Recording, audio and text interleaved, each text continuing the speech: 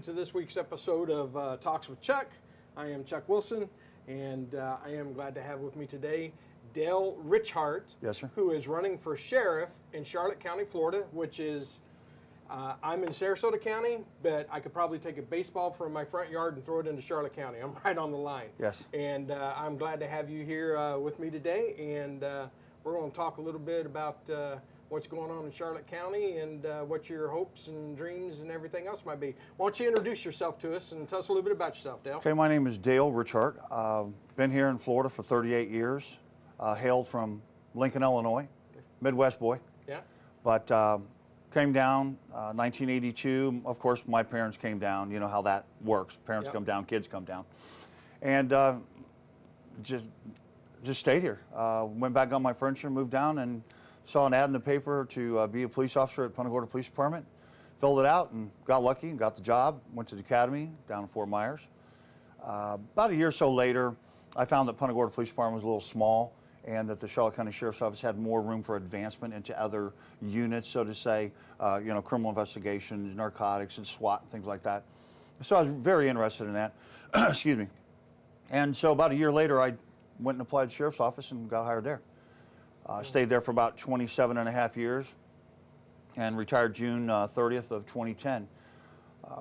Went through several units in the Sheriff's Office, made rank throughout the Sheriff's Office, ended up as a district commander, road patrol commander in Port Charlotte. And again, worked property crimes, persons crimes, crimes against children, SWAT, just traffic, you name it, I did it. Yeah. And liked it. Yeah. As you can tell. Yeah. To stay with it that long. Yeah. Yeah. It's law enforcement's a very interesting field.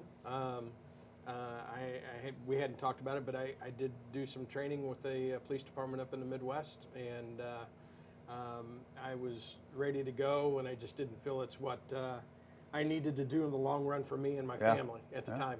So I decided to back off at that point, but. It's always been an interest. It's always an interesting thing. My mother was a licensed private investigator, and always had doing a lot of those things. So it's always been interest to me. I was very disappointed when they canceled Live PD. I watched it every Friday night. I actually have my state security license and state PI license. I've been a PI since I retired. Oh, yeah. Down here, yeah. Yeah. That's private investigation stuff's a lot of fun. It is. Yeah, it's I got in some interesting stuff, and I remember doing a child custody case with Mom one time, and they wanted us to grab people's trash and look through it for evidence, for something, and, I've heard of that. I looked at the attorney that wanted us to do it, and I said, you want me to dig through somebody's trash bags? I want $250. And this is back in the '80s, and he says, $250? I'm like, yeah. And he's like, okay. So I waited the next morning, they put the trash out, and I went out and grabbed 2 trash bags out of their can, threw them in the trunk of my car, drove off. They were standing there staring at me like, what's going on? And but I got my $250. There you go. That's what you were there for. That's what I was there for. So, listen, let's talk a little bit. Law enforcement right now is a hot topic in our country. I don't know whether I get torn sometimes. I know there's aspects about it that we need to deal with, and but I think a lot of things, to me, have gotten blown so far out of proportion in some areas that it's not fair to either side. You got one side asking for unreal expectations, and then you got a group of people who are doing the absolute best that they can to deal with. The best way to put it to me. They're dealing with the worst of humanity at moments, and they're in tough. It's a tough situation that you can get into as an officer. So this is kind of a timely little talk, and that we can have and discuss things. One of the things on your webpage that you bring up is more transparency within the department. Can you tell me what you mean? Because that's a phrase that you hear a lot. We need the police to be more transparent. What exactly are you talking about when you say that? I'm talking about if people want to contact me and have a question about the sheriff's office or what's going on at the sheriff's office, and I can release that information, it's not an ongoing investigation and things like that, I'm there. Call me, email me, whatever. I want to be open to the public. Call me, like I said, and I'll give you the information I can. A lot of times people are closed-mouthed about what's going on at the sheriff's office. The public wants to know. They live here. They pay taxes here. They want to feel safe here. They want their children to feel safe here and their elderly parents to feel safe here. So something happens in your neighborhood, you see all the cop cars, you see the yellow tape around a house or something down the street, and you don't hear something for like 2 or 3 days or whatever, you're wondering, like, the worst thing's probably going through your mind, like, oh my God, is it a homicide? Is it, what is it? Sure. So I think that the sheriff, the chief, whoever, if they can, should come out immediately. We just went through a thing with Grady Judd. I don't know if you saw it on TV, the triple homicide up in Polk County. Right. He was on camera that day. Oh yeah. I mean, he was out there giving out all the information he could to get that crime solved for those poor, people, the children of those people that passed. And I mean, he's out there. He releases very proactive. He is very, and that's where I want to go, and that's where I want to be. I'm not trying to be Grady Judd. Gotcha. But I want to kind of follow some of his, aspects of him. I think he's a great sheriff, and I think a lot of people think he's a great sheriff. Also, I forgot to mention in the beginning of the program here, I ran as an NPA this time, no political affiliation. Okay. And so is Grady Judd. I don't think there should be politics in law enforcement. I don't either. They have no room for it. It doesn't matter if you're a Democrat, a Republican, independent. We'll respond and take care of your problem, the same way. Right. Treat everybody the same. Yeah, I mean, the law is the law. Law is the law. That's just all there is to it. You got to be fair and consistent, though. Yeah. That's the thing. Fair and consistent. Yeah, and that's something I get from my oldest daughter is a lawyer, and she's like, "Hey, Dad, the law is the law. It is what it is. It's black and white." Yeah. So, and I know that a lot of people have problems with that in current day society, but they need to get over it. That's just the way it is by that. Yeah.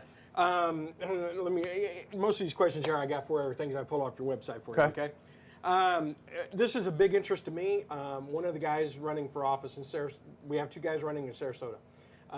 I was a fan of Tom Knight, that's our retiring sheriff up here. We had a situation at the house right next door, and a couple years ago, and I was having problems getting everybody on the street. We wrote letters to city commission, county commission, the police department, and we were having problems getting stuff taken care of. We had 93 911 calls in 7 months next door. Wow. It was just out of control. Mm-hmm. I emailed Tom Knight, and I said, look, I don't know, my understanding is it would still be your jurisdiction, even though it's inside of a different city, but, you're the sheriff. And I explained to him what was going on. That was like on a Wednesday. I didn't hear anything on Thursday. Friday morning, I get a phone call. It says unlisted number. I answered it. And it was Sheriff Tom Knight. And he says, I got your email the other day. I called the officials down in your town yesterday, and I told them if they got a week to clean it up, I'm coming. Wow. Good. And the next week it was cleaned up. Good. I mean, before he had a chance to do it, he called me back a week later. He said, they get it taken care of? I was like, yeah, they're doing it right now as we speak. Yeah. And he's like, yeah, that's, So I'm a big fan of Tom Knight. One of the guys running is in opposition to body cams, and one of the guys is for them. I am a fan, personally, of body cams. I think they can be a good police officer's best friend and a bad police officer's worst friend. Yes.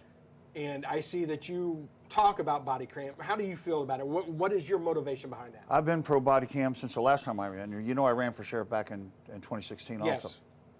Okay. I've been pro body cam since then. Again, I know that there's good officers out there and some bad, unfortunately. Yes. We need to get rid of those type of officers. We don't need them around. Hold the officers accountable. The body cams would basically cut down on complaints, so to say. I'll give you an example. Back in the day when I was an officer, I was a detective at the time, didn't have a body cam.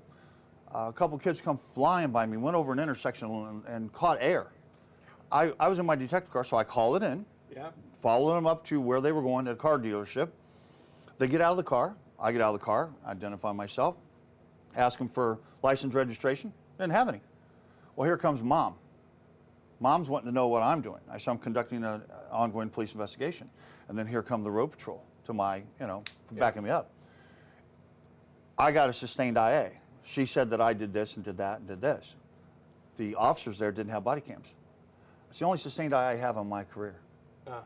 Kind of sticks here a little bit, I have Sure. a clean record and I get a sustained IA for something like that.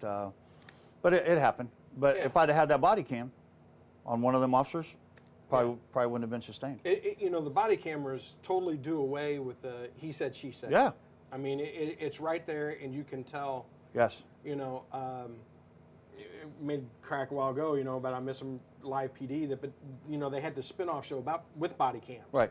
I don't know if you ever saw it, but it was nothing but body cam footage of police officers and their encounters. Right. And it just really showed the nit grit, what this officer is looking at and what's going on. Yeah. If you take a complaint, now this is going to be long term, but you could take a complaint. If I was an officer and you were a citizen and you made a complaint against me, and it goes to internal affairs, through all the investigation the officers do, the officer's taking your complaint first of all, then it goes to IA, then the IA guy gets it, then he has to go out and interview all the witnesses, and if it goes into litigation, could go to court, it could cost anywhere to thousands of dollars. Yeah. When a simple body cam could negate it all or nullify it all. The cost of the body cam could have saved taxpayers a lot of money. And I'd rather pay money for a body cam than pay an attorney fee. Yes. Well, regardless, it just saves taxpayers money, bottom line. Yeah, it does. And could save an officer's life, could save a civilian's life. I mean, there's more to it. It's not only protecting the police, but it protects the citizens too. Sure. Against those cops that. So at this time, Charlotte County doesn't have body cams? No. In their sheriff's? The sheriff was all against body cams until the election time.